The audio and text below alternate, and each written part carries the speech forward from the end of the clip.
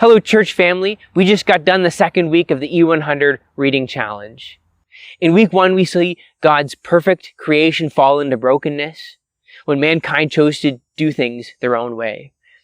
And rather than choosing God's plan of life with Him, Adam and Eve chose the way of death. Then we trace through the effects sin had on the world, especially in separation from God, violence, and pride.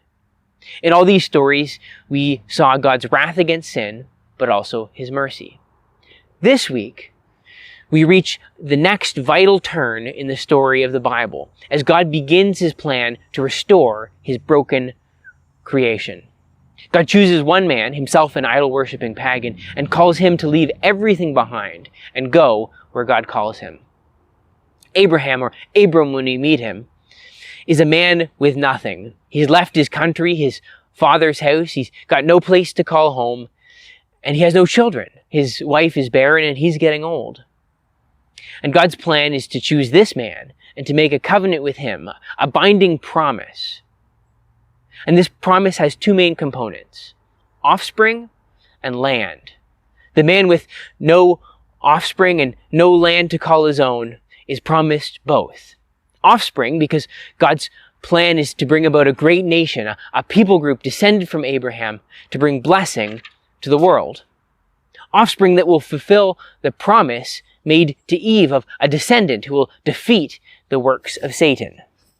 And land, because we've been driven out of the land God made and scattered across the world, and God wants to restore to us a place where we can dwell with Him.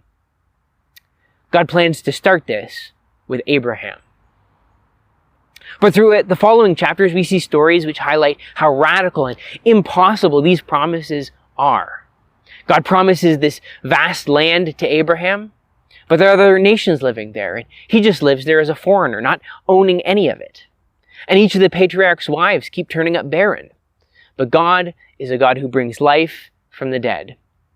Also, there are stories threatening to prevent these promises from being fulfilled. 3 times a patriarch's wife is stolen by a wicked tyrant, but God spares her for the sake of this promised offspring. There's so many stories in this section, we can't dwell on all of them. But one major theme we begin to see is God's gracious and unexpected choice. Abraham had 2 sons, but God said, "Through Isaac shall your offspring be named." It's the promised son who is the true son of Abraham. Then of Isaac's sons, God says, the older shall serve the younger. And we find God's unexpected and unmerited choice of the younger, Jacob, rather than Esau. God's promise of abundant offspring living in a land God promised will only come through those whom God chooses. That's what Paul means when he says that we, who have the faith of Abraham, are truly his offspring. Rather than those who are simply biologically descended from Abraham, this promise is to us who believe. We are promised a country of our own. We are now heirs of the world. Abraham was promised that he would be the father of a multitude of nations. We, people of all sorts of nations, have become Abraham's children, as we are saved by the same faith.